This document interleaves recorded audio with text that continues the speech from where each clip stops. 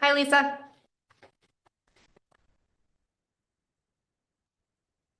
Hi.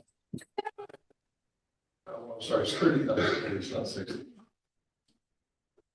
But reacted on these things.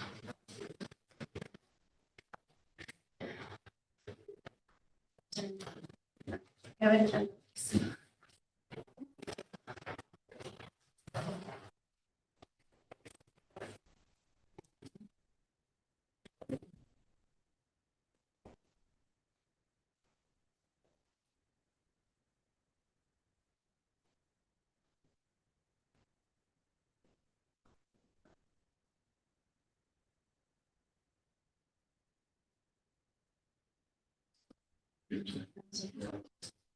All right, we're about to get going, everybody.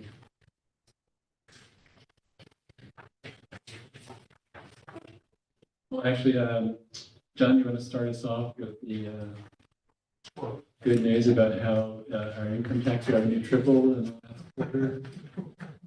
Oh, it's not quite that good news. Come on, you can make it up. A little bit. All right, we're calling this meeting of the Finance Committee, King's Common Council to order at 6:37, beginning with our comptroller's update. Sorry, guys, those around here. Thank you.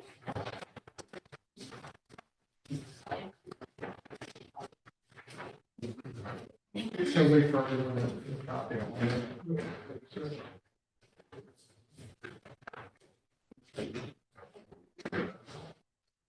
Thanks, Franny. So the update I have for you tonight for the revenue expense accounts are through October. Pretty much continuing on the same trend we've been going on. We are 73% spent through October. This time last year, we were 75.6% expended. So we're, in terms of expenditures, we're tracking a little bit above where we were last year. Revenue side, we're still a little below, although I have to say sales tax is now spent strong the last couple months. If you take a look at the sales tax chart, the two most recent payments we're notified about that we haven't received yet for the month of October. Those are 8.63% over the prior year. Prior month was 5.84% over, 4.55% prior month. So on a year-to-date basis, we're 3.61% over. Most of that, other than the month of January, has been in the last few months. So at this point, it looks like we're well on track to exceed the budget of 18,955,000. When I annualize it, we're somewhere in the neighborhood of 19.5 million annualized for 2023, which is good news, not just for 2023, but also good news for our, when we look at the reasonableness of our 2024 budget, right? So, that's, this is outside of property taxes are our second main revenue source. On the expense side, we continue the path of regular pay is significantly below budget. Overtime's running hot. But, once again, the expenses overall are well within budget. In terms of other revenue sources, parking revenues at or over budget, interest revenue with the interest rates the way everyone sees what's happening with interest rates, right? So we're well above budget there. It's really just gonna be a matter of, we're kind of in that in-between stage right now. As we're getting into 2024, we're gonna be winding down the 2023 numbers, so I'll continue to keep you posted, but the 2023 results as of right now do look favorable.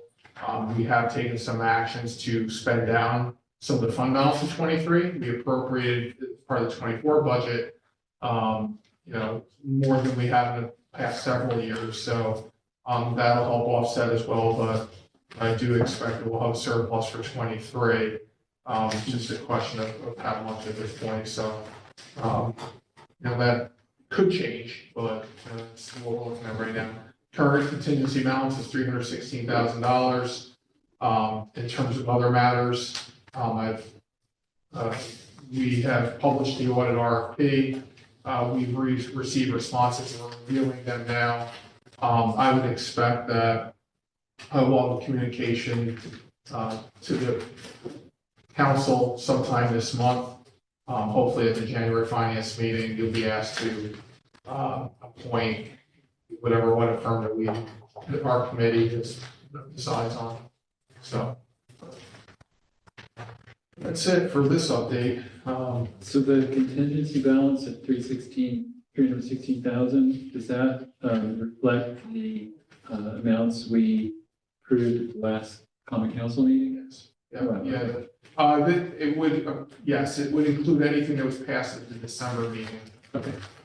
Good. Great. What happened with the surplus? So, Exactly. so what happens is on an annual basis, right? So we pass a budget and we estimate revenues, we estimate expenses. And whatever the actual results come in, that there's if revenues exceed expenditures, there's a surplus. If not, there's a deficit. That surplus gets rolled into what we call the fund balance, which is like a balance sheet account. We do have a fund balance policy where we're required to measure that fund balance annually. And if it's below a certain level, we're required to take action to raise the fund balance. If it's above a certain level, we're required to take action to attempt to lower that fund balance to get it within those levels.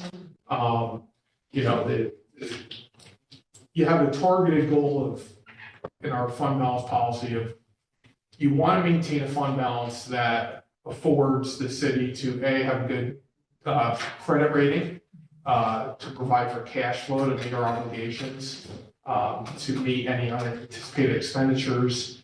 You hit a deficit or like a recession, things of that nature, economic downturn. If you think about your own personal checkbook, right? It's nice to have a little bit of money in your savings account for when times get bad, right? So it's a goal, right? However, we also try to guard against building that fund balance up too high because it's taxpayer money, right? So, when it exceeds a certain level, we try to bring it down to what we believe the city reasonably needs. It's we have I think a pretty robust fund balance policy when I compare our policy to our peers. Some just have like a minimum level. We have a targeted level, so where we actually have like a minimum and a maximum.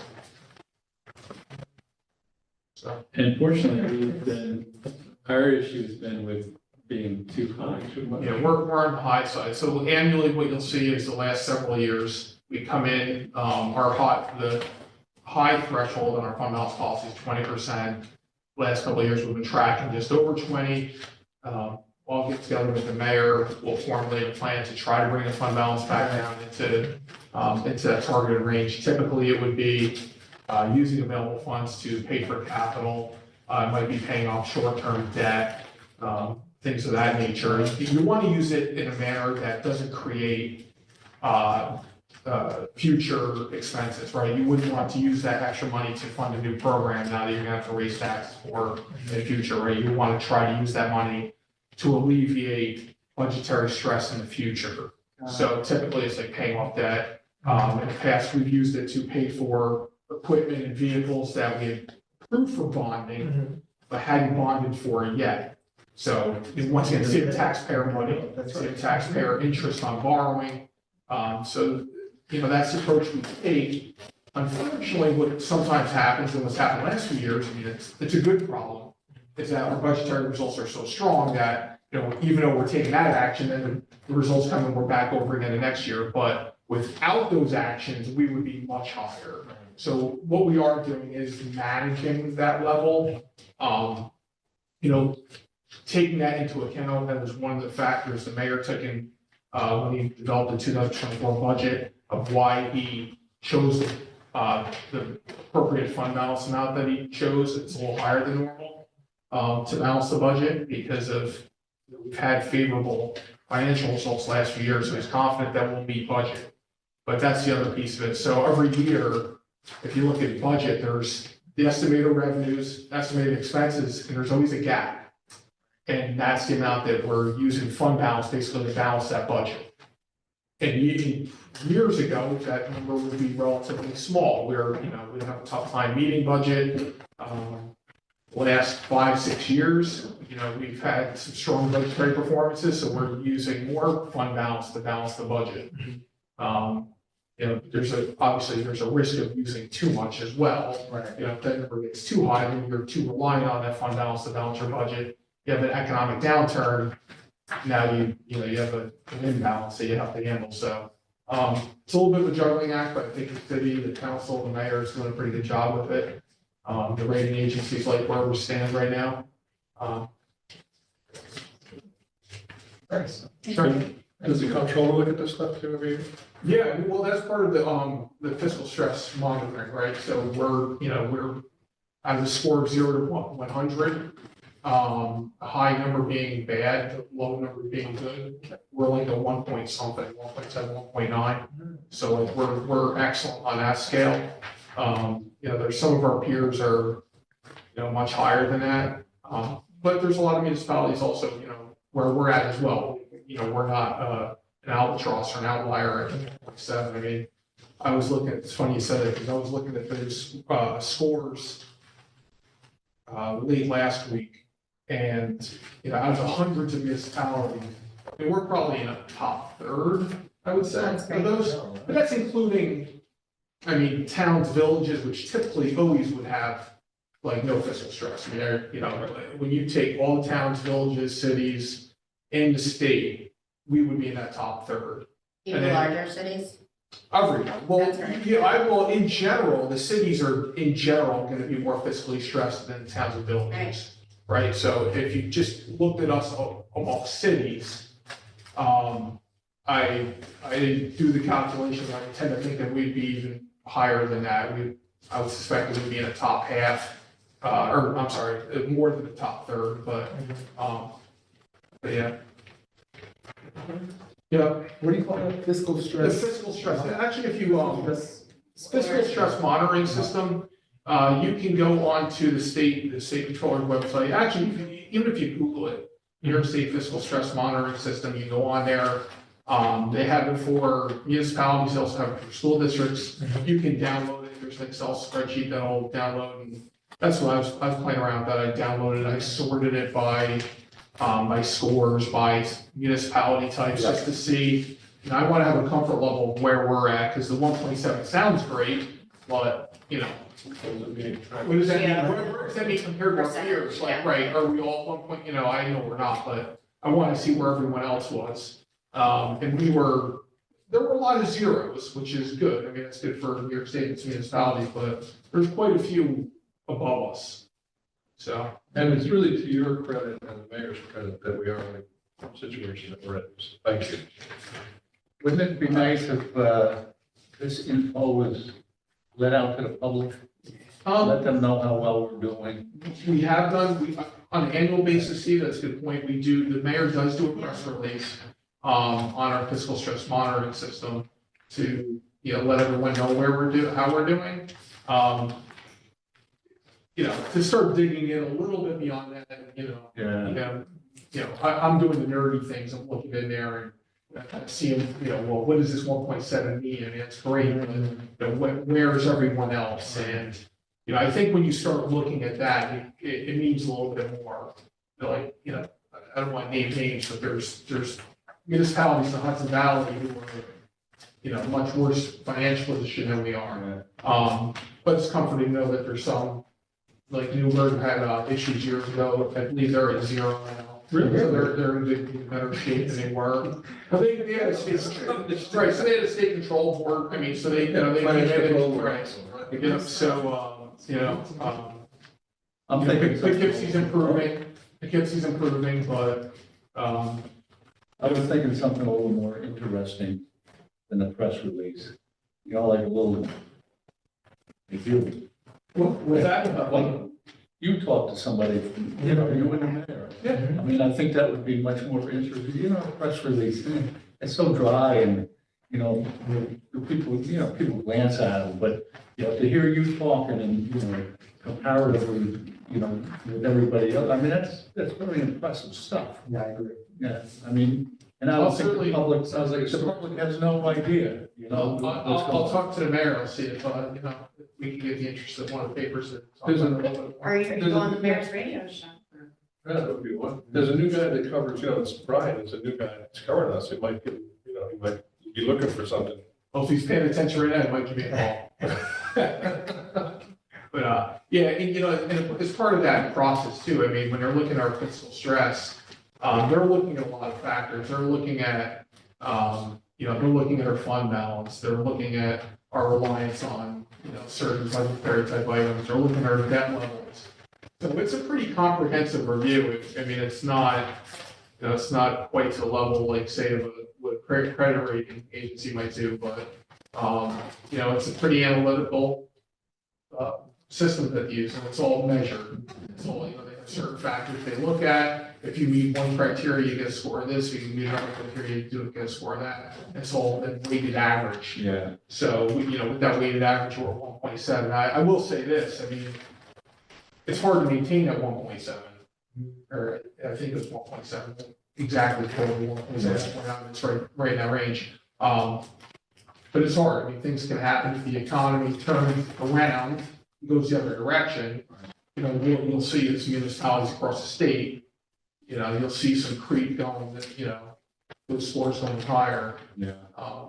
But I think it's even, we've been pretty strong for us. another year now. The state sets these numbers, not like we're coming up with our own criteria and say, No. hey, look, geez, we're meeting these criteria that we made up.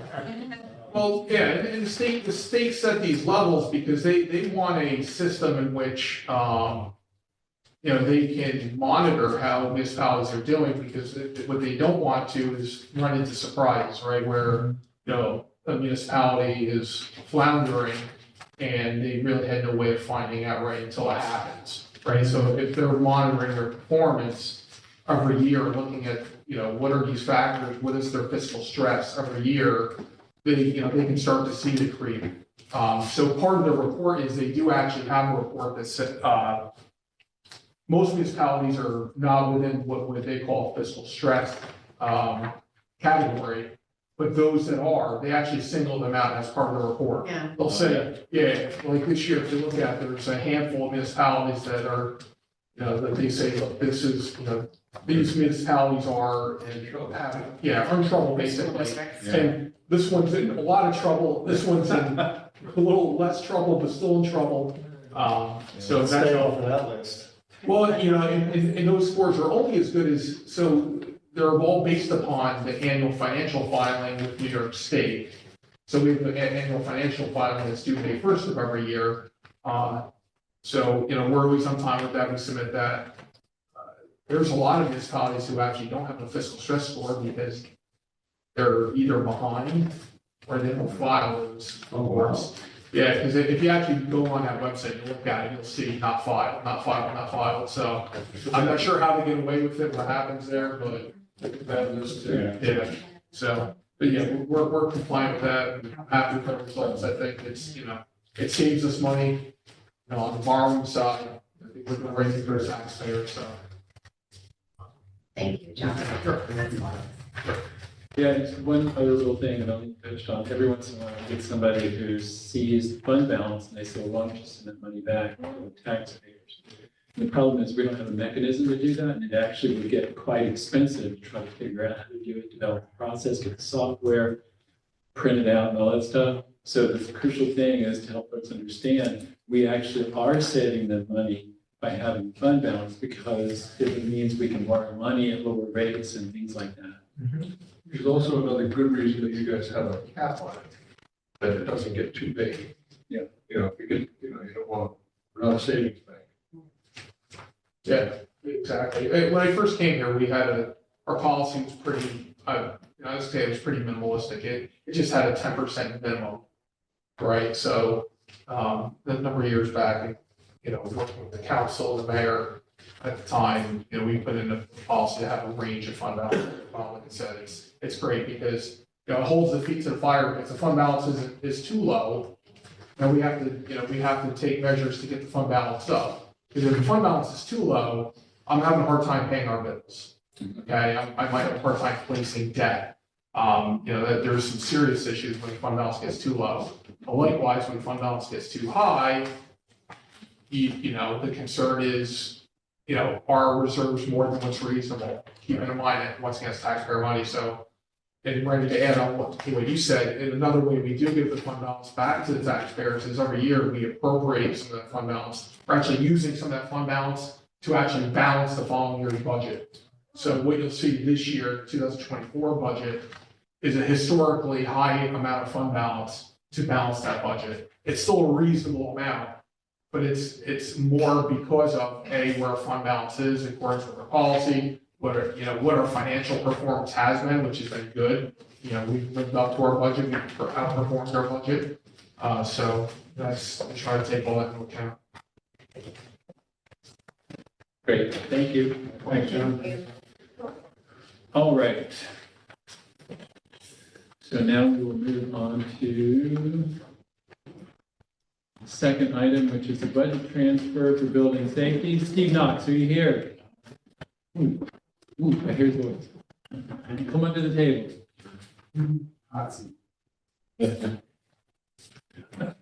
Actually, if you would sit on the side, Steve, because it's better for the sound up there, and B, people can read the back of your head. Let's see. Can't see anything.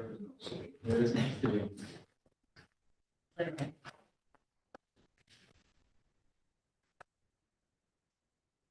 So what's the issue here? So, I got relatively small, internal transfer request.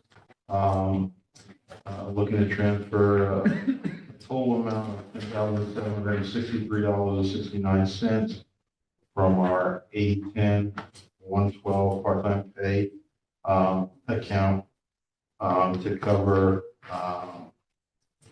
a few items. The first would be going to our 3620-105 account, retirement. We had two staff members retire this year, so that money was just moved to pay them for their remaining time on the books. We have $210. 13 cents request going into the 117 vacation pay overage, just with the additional contract amounts.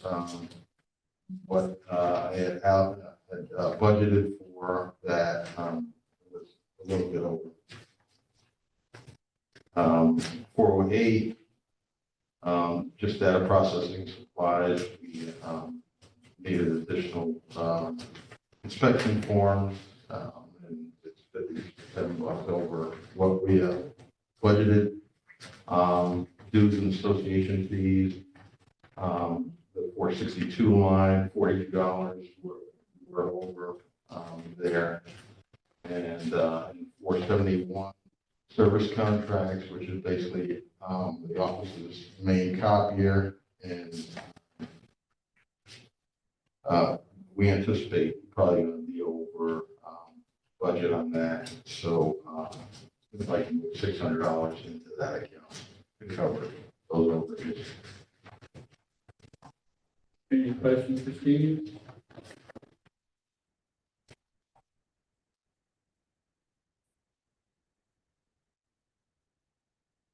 Any questions for Steve? Make a motion. All right, motion by Steve Shattuck to discuss. Second, Second. And any discussion? Forgive me, I used the wrong worksheet, I used the whole. Oh, man. That's okay, I already crossed out the other people. They're gone from our memories. Take that motion back. All right, hearing no discussion, I'll call for the vote. All in favor? Aye. Any opposed? Passes unanimously. Steve? Thanks, Steve. You.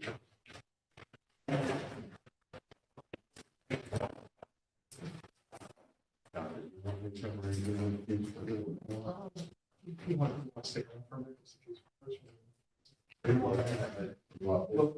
Is there any questions, Steve is here, and what some fee schedule changes for any are related to housing? Do you want him to answer anything at this point? So he doesn't have to stick around, or do you want the fee schedule? No. Well, the one issue is the boarding house Yeah. fee schedule. Do you have any? The only, just a comment on that, there is a. Okay, just set my alarm. Parking in front, it's all right. Well, I was gonna just ask him Yeah. when we get to it on that. We'll just have it in. Yeah, Is that right? there is boarding house fees, in the fee schedule, rooming house, boarding house fees that are on the fee schedule. We we certainly can take a look at that. I think we're looking, at, a number of things with council and housing initiatives right now to try and, refine some of the processes. And I would probably recommend that we wait until those things have been refined and we have internal discussions, and we can probably make better recommendations on what we feel and have that conversation. Council?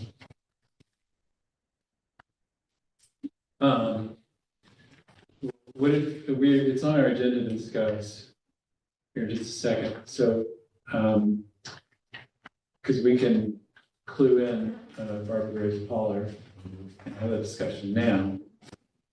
Or do you want to feel like there's more discussion you need to have before? I would probably prefer to have an internal discussion prior to discussing it in this meeting. I think there's- You do before we adjourn tonight? Yeah, probably.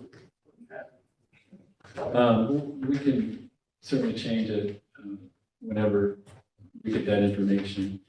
But it is something, from what I understand, that we need to get done, that we're required to do. It's not just we want to, so we have to.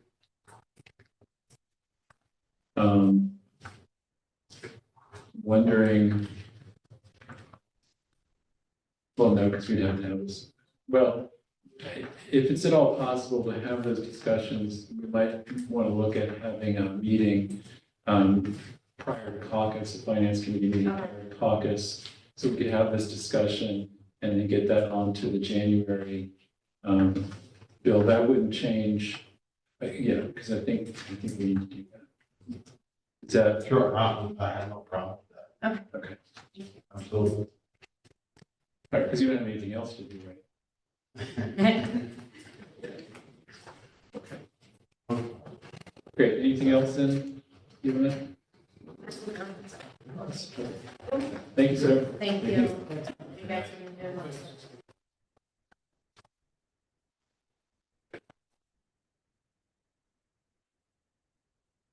All right, so the next item is water department liens. Just like the Tower of Pisa. So this, Matt asked if, we thought we would need him in attendance here. I told him, no, this is just a customary, action that the council takes every year. There's unpaid water and sewer charges that get re-levied added on to the following year's tax bill. So, just ask the council, to approve that action. It's a significant number. It is. Every year there's a lot there, but, this is our collection method. Did we not cast it already? We did everything else. It's the timing of, how they do that.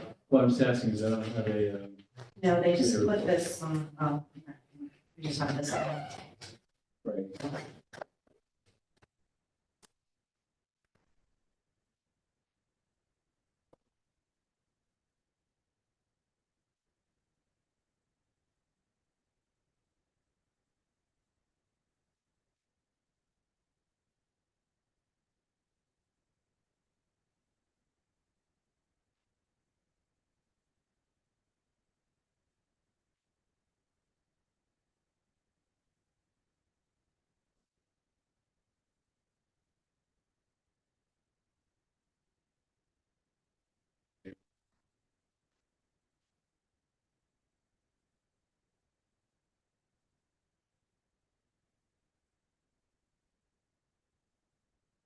You don't have a committee report, I believe. I cannot do one. I can. Just have a blank one. Okay, sure. Yeah, I have a blank. I can just write it on. Thank you.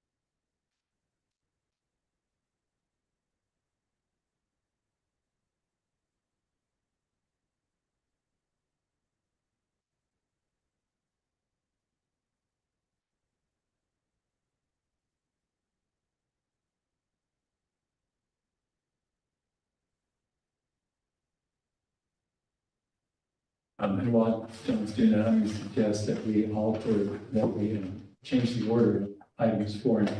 We talked about the pre-removal fee Yeah. before we talk about the fees in general. So that, I'm probably gonna table that, because that's more, it's really long of these schedules in legislation. Okay. So I think that can sweet. All right, so the water lien item says authorize the re-levy of unpaid water and sewer charges totaling $838,531.94 onto the city's 2024 property tax bill. We have a motion to discuss. Motion. Motion by Michelle first, second. Second. Dennison. Any discussion? Pay bills, people. Hearing no discussion, I'll call for the vote. All in favor? Anyone opposed?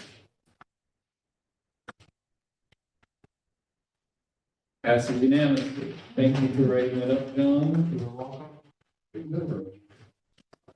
All right. Next item is the 2024 fee schedule. So we just talked about putting off the boarding house fees discussion till we have more information from Steve. And we also are going to wait on the tree fees number, but, I mean. I It would doesn't say- go in on here anyway, but it's, Right, it's yeah, not- it's legislation. Yeah. Well, we can have that discussion then anyway, after this. Yeah, Okay, so the fee schedule, anybody got anything they want to change in the fee schedule?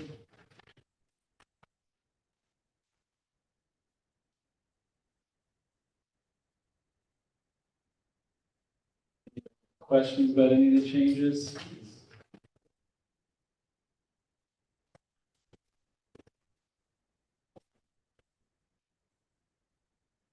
Changes are pretty modest. Nothing crazy deep up. So I missed something. Can you explain the fee schedule? Make what sense? This is, so permit for sidewalk cafe.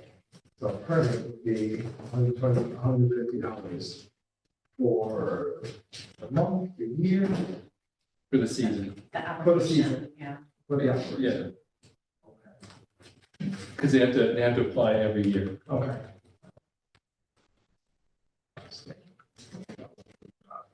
What does that mean? Last thing. Blowing things up. So, you know how we have like a lot of shale, I mean, a lot of, like bluestone or whatever? Yeah. So in order to, if you're gonna build something and you put in a basement, Okay. you gotta do some, you have to use some explosives to get through there.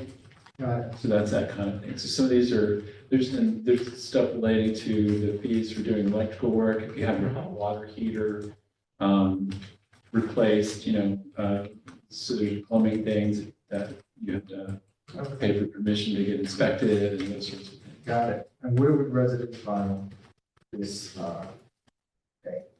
It depends on, like, if, for the, electrical construction, they go to building safety. Marriage so this is more license. internal, Yeah, not something you could. No, well, actually, there's a new building department permitting, website where they can go online and they say you're gonna renovate your bathroom and you need to get a plumber's license and like build building permit fees. You can do everything can be done through this portal. That is now, a link is on the page of our building department. Okay. But they can be other departments too, so like a marriage license. Yeah.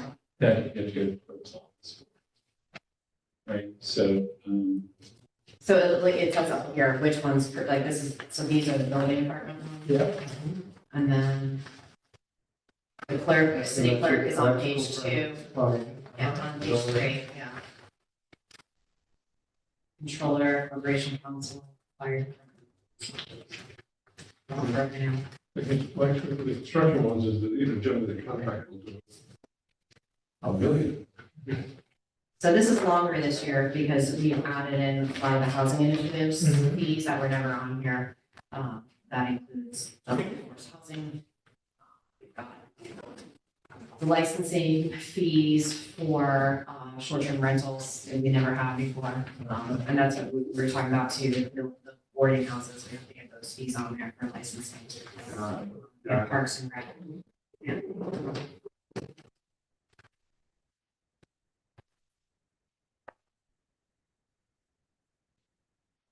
Short-term housing on the website, they work on the housing initiative, so that be the item on the website. There are links to apply for the licenses for the short-term rentals. Mhm. I think it's on the building department. It might be on the housing initiatives website as well.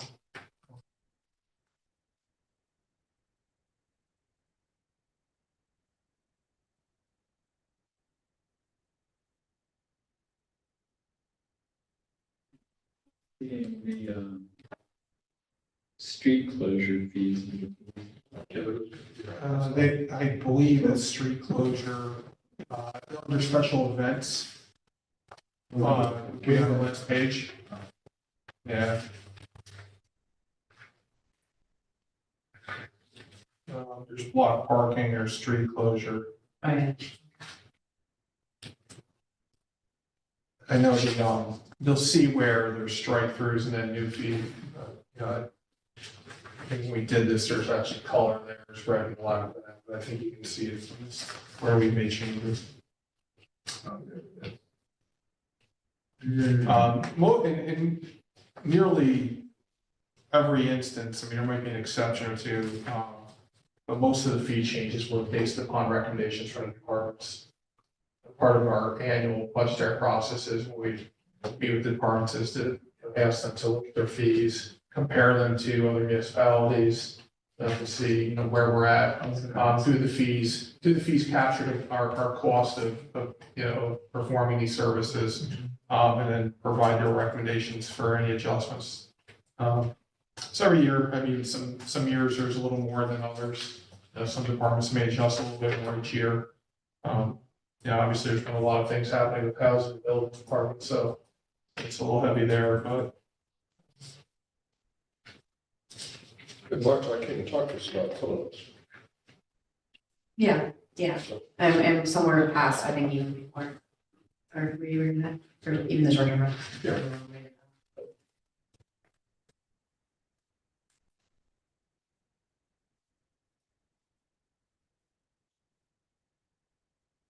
Yeah, they're minimal. Right. Let's see.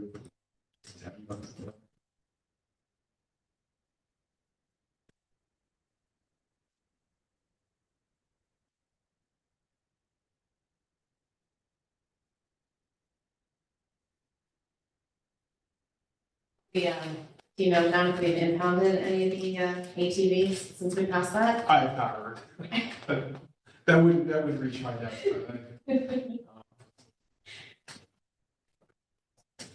Bingo license. Come here for a bingo license.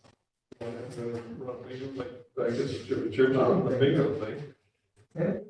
It's gambling. Yeah, like, We're thinking about bingo, for the community, so you have to pay $18. Bingo. $7. they used to do it to the Senate, they still do it. We used to be like bingo commissioners, like in the city. You're saying. Yeah. Yeah. User choice license. Oh. All right, then, do we have actually, we're discussing, sorry. The report reads, committee hereby recommends adoption of 2024 fee schedule. Estimated financial impact $0. Motion to discuss. Motion. Second by Steve Shabbat. Any discussion? Hearing no discussion, I'll call for the vote. All in favor? Aye. Anyone opposed? Passes unanimously. All right, so we can talk about the fees, which we move, if you want to. Yeah, it's just that, it's not on the fee schedule, it's legislation, for under municipal street tree ordinance of the city of Kingston. So, I think I need to speak to Barbara about it because the fee is levied then civil penalty of $250 to be collected by the action against the responsible person commenced by a corporation counsel. So it's a little more complicated than I first. So what it is we want to be good stewards of our trees and protect them. And if somebody cuts one down that doesn't belong to them, the fee is only up to $250. And so I asked Sue Cahill about that. She said it hasn't prevented people from still, cutting trees down. So.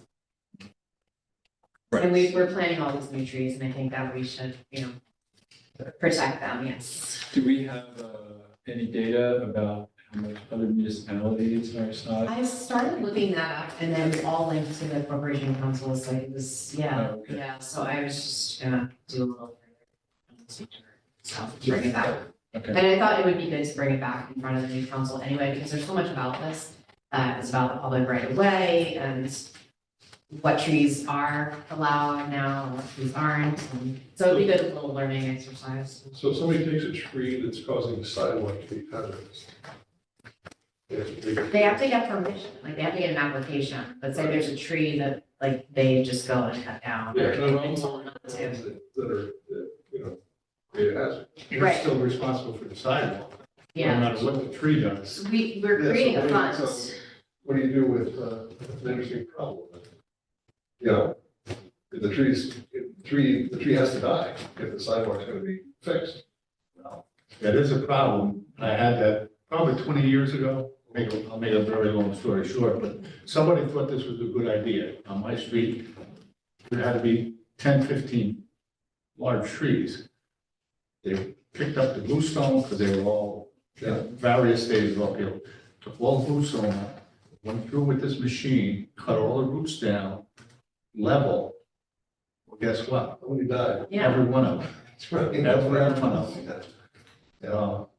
Yeah. I can't imagine who thought that was a good idea. yeah. So there's people that purchase their homes and don't realize that they're responsible for the tree in the public right of way. And then it actually, say they get a notice from the tree commissioner, that it needs to come down. I got one of those. Yeah, Years and ago. so it's really expensive, and I try to find money for people to help them, right? But you can usually only find money to, plant a tree, not take one down. So Sue had told us that they're putting a fund together. So, Those are really risky. I've seen people lose their home insurance or have it threatened. right, Because of a tree in front of the house that's causing a sidewalk heave. The insurance company said you have to fix that or we're gonna cancel it. yeah, so where that legislation is about that, it lists, we have little maps with how that works, if you're, public right of ways and curbs, and then, a list of the trees that are allowed and recommended, and trees that are prohibited, so I think it'll be a good thing then to go through the new council, All right. because it comes up a lot, so, Let's get it moved to old business. thank you. All right, and then the last thing is budget transfer for the clerk's office. Again? Again, I'm so sorry. Oh, you're listening, sorry. That darn building that you're sitting in. Darn building. What's up? We just have had our share of unexpected things breaking in the building. We had a couple of valves in the heating system break, and we've had, as you know, we had pipes breaking, and we've had a few issues just in the last month where we've had to call plumbers in, immediately. we had a day where only one toilet in the building was working. So it adds up. All right.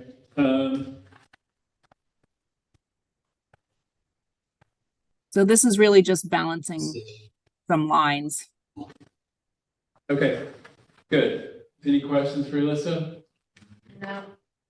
Wanting toilets, my goodness. All right. Sorry. Motion? Motion. I gotta do it. Okay. I'll hold that in my back. The report reads, transfer within the city clerk's budget in the amount of $12,165.35, of which $11,205.38 is being requested from contingency for building maintenance accounts. Estimated financial impact, $11,205.38. Motion by Michelle Hirsch, second by Steve Shabbat. Any discussion? Elise needs to stop breaking things. Yes, I know. My goodness. No more pogo sticking through City Hall. All right, hearing no discussion beyond that, then I'll call for the vote. All in favor? Anyone opposed? Item passes unanimously. Elise, is Thank you. tomorrow the high school choir? Yes, 9:15. Okay, thank you. Immediately followed by the ribbon cutting of our tiny free library. All right. Thanks. Hey, listen, have you been party to any of the discussion about the possibility of bringing a statue of Sojourner Truth to City Hall? No, but I love that. Okay. Well, just to let everybody know, down at SUNY New Paltz, an artist created a statue of Sojourner Truth. She's the same person who did the one that's over in Port Ewan. And as the administration there and different people in the faculty were talking about possibilities, we were thinking the weird thing about a statue is it's stationary, and her name is Sojourner, which means travel. So we thought before installing it that what would be a really community building thing to do would be to put it in some different places in the county for 2-3 years. And so I know that the president has already talked with Kip Potter about this possibility, but then there was some discussion about putting it in City Hall. So I'm not sure how big it is and what that might mean for, like where it would go or that sort of thing. It's very early stages, so I'm just letting folks know that this is being discussed.